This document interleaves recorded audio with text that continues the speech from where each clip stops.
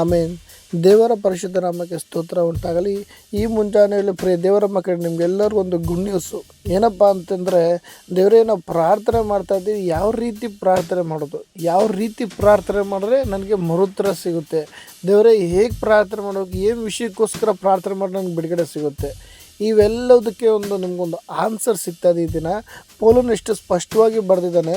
1 ತಿಮೋಥೆಯರ ಪತ್ರಿಕೆಯಲ್ಲಿ 2ನೇ ಅಧ್ಯಾಯ 1-2ನೇ ವಾಕ್ಯ ನಾವು ಓದುವುದಾದರೆ ನಿಮಗೆ ಆನ್ಸರ್ ಸಿಗುತ್ತೆ.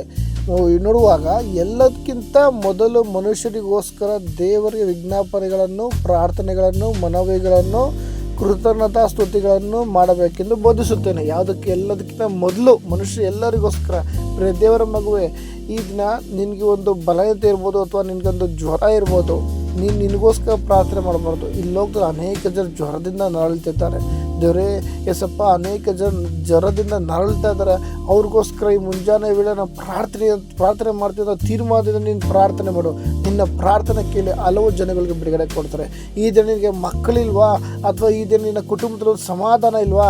ದೇವರೇ ಹೌದು ಸ್ವಾಮಿ, ಈ ಲೋಕದಲ್ಲಿ ಅನೇಕ ಜನಗಳಿಗೆ ಮಕ್ಕಳಿಲ್ಲ ಎಸಪ್ಪ, ಅನೇಕ ಜನಗಳ ಕುಟುಂಬಗಳಲ್ಲಿ ಸಮಾಧಾನ ಇಲ್ಲ. ಈ ಮುಂಜಾನೆ ವೇಳೆಯಲ್ಲಿ ಒಂದೊಂದು ಕುಟುಂಬಗಳನ್ನು ನೀನು ಸಮಾಧಾನ ಪಡಿಸು ಸ್ವಾಮಿ. ನೀವು ನನ್ನ ಹೆಸರಲ್ಲಿ ಏನಾದರೂ ಬೇಡಿಕೊಳ್ಳೋದನ್ನು ಹೊಂದುವಿರಿ ಅಂತ ನಿನ್ನ ವಾಕ್ಯ ಬರಲ್ಪಟ್ಟಿದೆ. ನಾನು ನಂಬುತ್ತೇನೆ ಈ ದಿನದಲ್ಲಿ ಸ್ವಾಮಿ, ಮುಂಜಾನೆ ವೇಳೆ ಯೇಸುವಿನ ನಾಮದಲ್ಲಿ ಪ್ರಾರ್ಥನೆ ಮಾಡೋದು ಅದ್ಭುತ ನಡೆಯುತ್ತೆ ಅಂತೇಳಿ ನೀವು ದಾಹ ಉಳ್ಳವರಾಗಿ ಇತರಿಗೋಸ್ಕರ ಪ್ರಾರ್ಥನೆ ಮಾಡುವಾಗ ನಿನ್ನ ಪ್ರಾರ್ಥನೆ ಕೇಳಿ ಅನೇಕ ಜನರನ್ನು ಬಿಡುಗಡೆ ಮಾಡುವಂತನಾಗಿದ್ದಾನೆ. ನಿನ್ನ ಪ್ರಾರ್ಥನೆ ಕೇಳಿ ಅನೇಕ ಜನರ ಕಟ್ಟಲ್ಪಟ್ಟ ಅವಸ್ಥೆಯಿಂದ ಬಿಡುಗಡೆ ಮಾಡುವಂತನಾಗಿದ್ದಾನೆ. ನಿನ್ನ ಪ್ರಾರ್ಥನೆ ಕೇಳಿ ಸೈತಾನನ ಶೋಧನೆಯಿಂದ ಶೋಧಿಸಲ್ಪಟ್ಟ ಅನೇಕ ಬಂಧನಗಳ ಕುಟುಂಬಗಳನ್ನು ಬಿಡಿಸುವಂತನಾಗಿದ್ದಾನೆ. ಮಾತಾಡೋದೇ ಪ್ರಿಯ ದೇವರ ಮಕ್ಕಳೇ, ನಿನ್ನ ಪ್ರಾರ್ಥನೆಯಿಂದ ಇತರರಿಗೆ ಬಿಡುಗಡೆ ಕೊಡುವುದಲ್ಲದೆ ನಿನ್ನ ಜೀವಿತದಲ್ಲಿ ಬಲವಾದ ಕಾರ್ಯ ದೇವರು ನಡೆಸ್ತಾರೆ.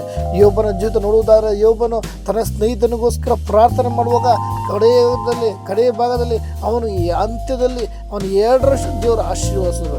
ಈ ದಿನದಲ್ಲಿ ಪ್ರಿಯ ದೇವರ ಮಕ್ಕಳೇ, ನಿನಗಾಗಿ ಪ್ರಾರ್ಥನೆ ಮಾಡೋದಲ್ಲ. ನಿನಗೆ ಇದನ್ನ ಒಳ್ಳೆ ಕುಟುಂಬ ಇದೆಯಾ, ಒಳ್ಳೆ ಆಹಾರ ಕೊಟ್ಟಿದ್ದಾರ, ಅಥವಾ ನಿನ್ನ ಜೀವಿತದ ಒಂದು ಕೊರತೆ ಇದೆಯಾ? ದೇವರೇ ಇತರರಿಗೋಸ್ಕರ ಪ್ರಾರ್ಥನೆ ಮಾಡ್ತಾನೆ. ಇತರ ಜೀವಿತದಲ್ಲಿ ಇತರ ಕೊರತೆ ಇದೆ, ಇತರ ಜೀವಿತದಲ್ಲಿ ಒಂದು ಸಮಾಧಾನ ಇಲ್ಲ, ಇತರ ಜೀವಿತದಲ್ಲಿ ಇತರರಿಗೋಸ್ಕರ ನೀವು ಪ್ರಾರ್ಥನೆ ಮಾಡಿ.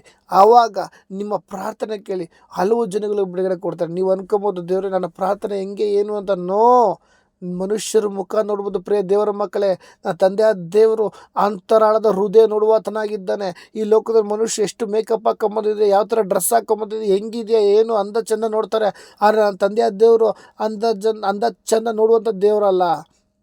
ನಿನ್ನ ಹೃದಯದಲ್ಲಿ ಎಷ್ಟು ನೋವಿದೆ, ನಿನ್ನ ಹೃದಯದಲ್ಲಿ ಎಷ್ಟು ವೇದನೆ ಇದೆ, ನೀನು ಯಾವ ರೀತಿ ಇತರರಿಗೋಸ್ಕರ ಪ್ರಾರ್ಥನೆ ಮಾಡ್ತಿದ್ಯಾ ಅಂತ.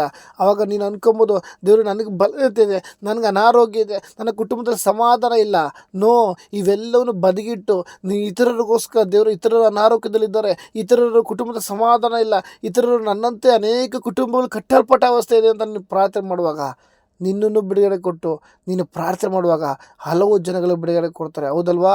ನೋಡಿದ್ವಾ, ನನ್ನ ಬೆಳೆಯಲು ಪ್ರತಿಯೊಂದು ಪ್ರಾರ್ಥನೆಗೆ ಲೆಕ್ಕ ಉಂಟು ಅಂತ ಹೇಳಿದ ದೇವರು. ನೀವು ಸಂತೋಷಪಟ್ಟು, ಯಾಕಂದರೆ ನಿನ್ನ ಪ್ರಾರ್ಥನೆಯಿಂದ ಒಂದು 10 ಕುಟುಂಬದಲ್ಲಿ ಬಲವಾದ ಕಾರ್ಯ ಮಾಡ್ತಾರೆ ಅಂದರೆ ನೀವು ಎಷ್ಟ ಭಾಗ್ಯವಂತರು. ಈ ಮುಂಜಾನೆ ವೇಳೆ ನೀವೆಂಥ ಭಾಗ್ಯವಂತರು, ಹೌದಲ್ವಾ? ಅದರಿಂದ ನಾವು ಇದನ್ನು ನಾವು ಸುಮ್ಮನೆ ಕೂರೋದಲ್ಲಿ, ವಾಕ್ಯ ನೋಡೋಣ. ಓದುವಾಗ ಎಷ್ಟು ಸ್ಪಷ್ಟವಾಗಿ ಬರೆಯಲ್ಪಟ್ಟಿದೆ. ಎಲ್ಲದಕ್ಕಿಂತ ಮೊದಲು ಮನುಷ್ಯರು ಎಲ್ಲರಿಗೋಸ್ಕರ ದೇವರಿಗೆ ವಿಜ್ಞಾಪನೆಯನ್ನು, ಪ್ರಾರ್ಥನೆಯನ್ನು, ಮನವಿಗಳನ್ನು, ಕೃತಜ್ಞತಾ ಸ್ತುತಿಗಳನ್ನು ಮಾಡಬೇಕೆಂದು ಬೋಧಿಸುತ್ತೇನೆ. ನೆಕ್ಸ್ಟ್ ಬಿ ಭಾಗದಲ್ಲಿ ನೋಡುವಾಗ, ನಿಮಗೆ ಸಮಾಧಾನಗಳು, ಯಾವುದೇ ರೀತಿ ನಿಮಗೆ ಸಮಾಧಾನ ಉಂಟಾಗಬೇಕು ಅಂದರೆ ನಾವು ಪೂರ್ಣ ಭಯಭಕ್ತಿ ಹೊಂದಲು, ಗೌರವದಿಂದಲೂ ಕಾಲಕ್ಷೇಪ ಮಾಡಬೇಕಂತ ಅರಸುಗಳಿಗಾಗಿ ಎಲ್ಲ ಅಧಿಕಾರಿಗಳಿಗಾಗಿಯೂ ವಿಜ್ಞಾಪನೆಗಳನ್ನು ಮಾಡಬೇಕು.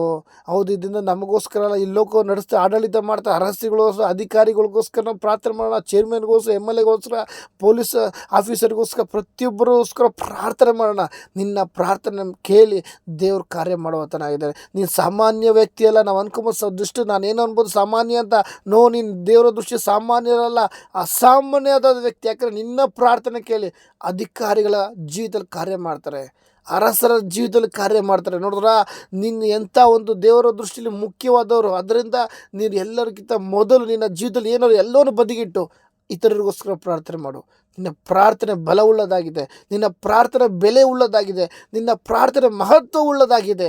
ಈ ಮುಂಜಾನೆ ವೇಳೆಯಲ್ಲಿ ನಿನ್ನ ಪ್ರಾರ್ಥನೆಯಿಂದ ಅನೇಕರನ್ನು ಬಲಪಡಿಸಿ, ಅನೇಕರನ್ನು ಬಿಡುಗಡೆ ಮಾಡಿ, ನಿನ್ನನ್ನು ಸಹ ಬಲಪಡಿಸಿ ನಿನ್ನನ್ನು ನಡೆಸುವಾತನಾಗಿದ್ದಾನೆ. ಅದಕ್ಕಾಗಿ 2 ವರ್ಷ ನಿನ್ನನ್ನು ಆಶೀರ್ವದಿಸಲಿ ಎಂದು ಪ್ರಾರ್ಥಿಸಿ, ಈ ವಾಕ್ಯ ಈ ದಿನ ನಿಮ್ಮೊಬ್ಬೊಬ್ಬರ ಜೀವಿತದಲ್ಲಿ ಬಲವಾದ ಕಾರ್ಯ ನಡೆಸಲಿ ಎಂದು ನಾನು ಪ್ರಾರ್ಥಿಸ್ತೇನೆ. ಈ ವಾಕ್ಯ ಮುಖಾಂತರ ದೇವರು ನಿಮ್ಮೆಲ್ಲರನ್ನು ಆಶೀರ್ವದಿಸಲಿ. ಆಮೇನ್.